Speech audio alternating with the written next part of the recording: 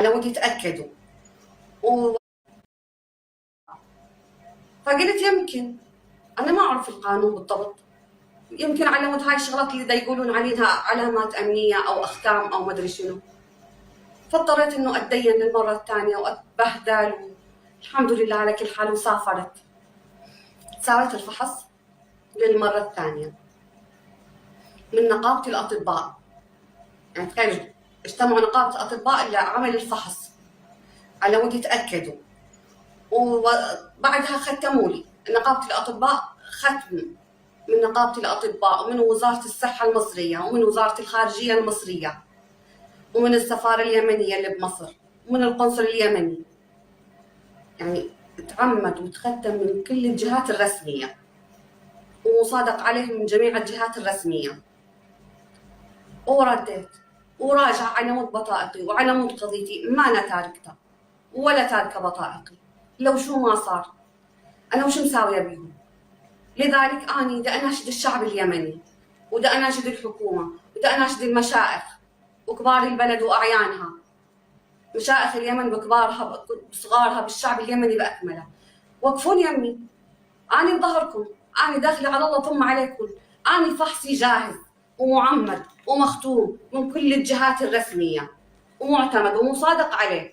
هذا الفحص وهاي الأختام، نقابة الأطباء، وزارة الخارجية المصرية، وزارة الصحة المصرية، والسفارة اليمنية ومن القنصل اليمني اللي بمصر. شنو باقي؟ شنو العذر اللي راح يتعذروها المرة؟ أنا ما طالبة منهم الشغلات اللي باقوها مني، الفيلا والسيارات والشغلات والأموال، كلش ما دا أريد، كلش ما رايدة منهم. أنا أريد اسمي، هوياتي، بطائقي. يقول لك خافوا الله، ما بيجوز هيك، والله ما بيجوز. صبية مستضعفة، يعني هم دا يتمرجلوا علي لأنه أنا صبية مستضعفة، ما إلي سند وما إلي ظهر، ما إلي رجال.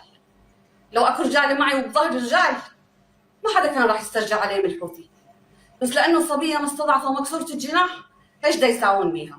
على مود بطائقي. وش مساوية بيهم البطائق والاسم؟ محاربين صبية ومبهذلينها ومجرعين المر والعلقم، مجرعين الويل، على مود شنو كل هاي؟ على مود الاسم؟ ولك صدام حسين صقر العرب، الأمم كلها تفتخر بيه، زعيم الأمة العربية. وش مساوي صدام حسين؟ على مود يحقدوا علي ويتحاملوا علي كل هاي المحاملة. فأنا بناشد الحكومة بأكملها والشعب والمشائخ والقبائل، شو وقت تتهز شواربكم على صبية جاية تنتخيكم وتقول لكم داخلة على الله ثم عليكم.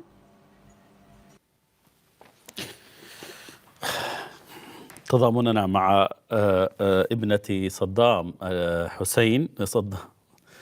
حسين المجيد. وهذه الميليشيا لم تترك أحدا لا يمني ولا غيره، وهذا عهدها غدر وإرهاب وتنكيل بالجميع، ولا تفرق بين أحد، لا بين رجل ولا امرأة، عداؤها للحياة وحسب.